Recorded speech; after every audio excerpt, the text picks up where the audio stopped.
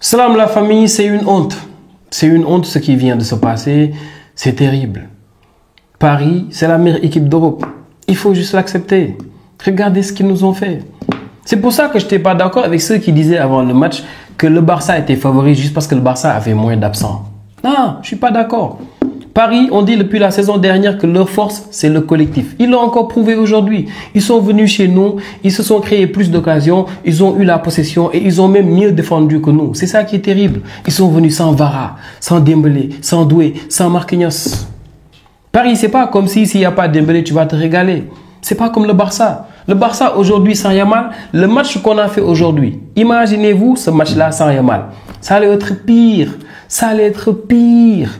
Tout ce qu'on a eu aujourd'hui, c'est grâce à Yamal. Et Yamal, il était à 70%. Tout ce qu'on a eu, c'était grâce à lui. La première grosse occasion du match, extérieur du pied magnifique de Yamal, Ferran Torres qui élimine Chevalier et Zabarni qui te fait ce gros sauvetage.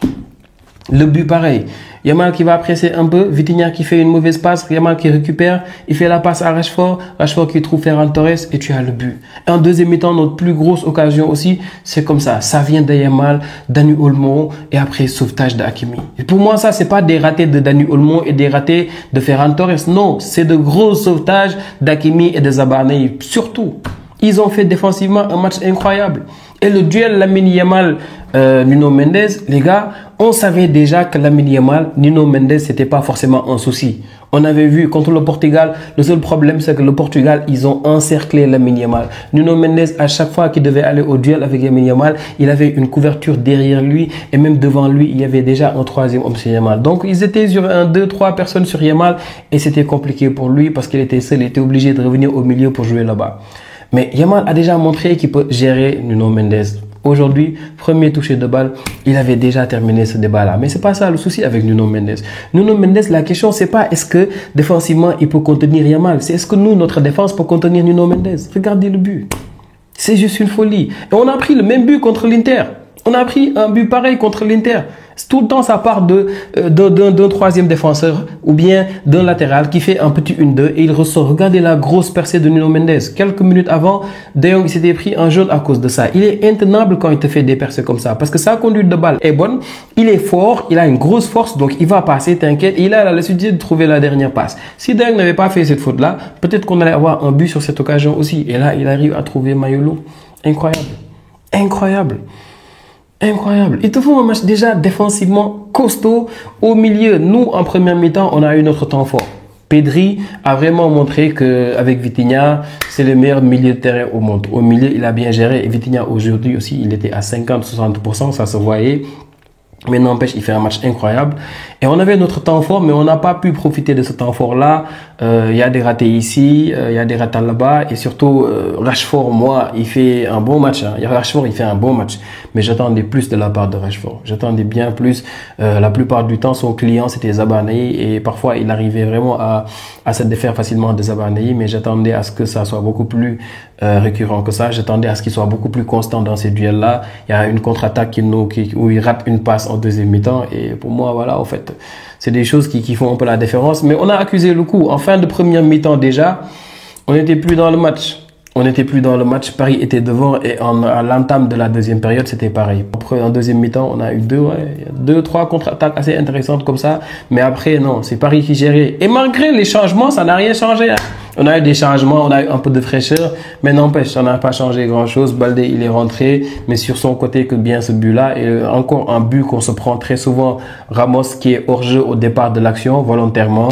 Et Hakimi qui est rapide, qui fait la course et après la passe en retrait facilement. Ou hors-jeu ou pas, je pense qu'il n'y a pas hors-jeu. Mais n'empêche, regardez. Paris, ils font un match costaud. C'est la meilleure équipe d'Europe et voilà, on a vu pourquoi. Et en haut, on a vu offensivement, même s'il démarre avec Mbaye, Mayulu, Barcola, quand même, ils ont pas mal permuté.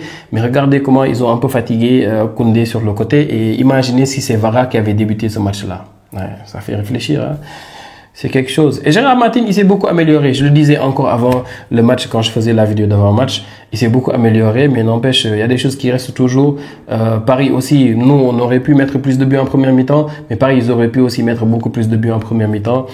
Tu as cette occasion-là où tu as Barcola qui arrive à tromper facilement Gérard Martin, qui passe sur son pied gauche et après il aurait pu mettre ce but. Et là, j'en veux un peu à Gérard Martin parce que derrière lui, il avait une couverture, il avait juste à bloquer à l'intérieur pour que Barcola ne rentre pas. Donc ça, c'est la marge de progression de Gérard Martin, mais il est top. Et aujourd'hui, bon, notre charnière défensive, Eric Garcia, pour moi, a fait un match costaud.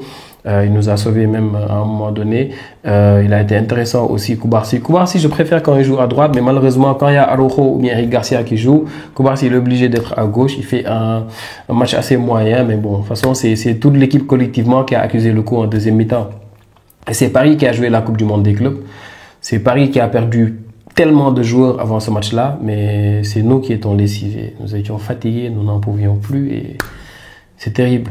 Et même avec tout ça, avec le fait qu'on souffrait dans les 20 dernières minutes, à un moment donné, moi, j'avais juste envie que le match se termine parce que déjà, je suis malade depuis quelques jours, je voulais faire le débrief là, vite fait, tout ça. Mais tu as Hansi Flick qui te dit, malgré tout ça, on garde la ligne haute, les gars. Et c'est terrible. C'est terrible. Encore un match où peut-être en fin de match, on aurait pu vraiment avoir une ligne beaucoup plus basse, essayer de partir en compte, c'est tout ce qu'on pouvait faire. Malheureusement, tu n'as pas beaucoup de ressources aussi parce que tu sors Rashford, tu mets Lewandowski, tu mets Ferran sur le côté. Ferran, il n'était pas si frais que ça. Il avait fait beaucoup d'efforts en première mi-temps. C'était compliqué pour lui. Donc, nous aussi, on a des absents. Hein. Rafinha nous a beaucoup manqué. Fermin Lopez, si on l'avait aussi dans ce match, ça allait être intéressant parce que Dani Olmo, il est toujours intermittent. Il te fait un bon match aujourd'hui, le prochain, ne l'attend pas. Surtout quand le Barça n'a pas la possession. Voilà, quoi. D'ailleurs, il était pas mal aussi au milieu. Bernal, il est venu. Bref, il y a eu des changements des deux côtés. Mais bon, Paris, ils ont été supérieurs défensivement, ils ont été supérieurs surtout, c'est ça aussi le plus important, je pense, défensivement.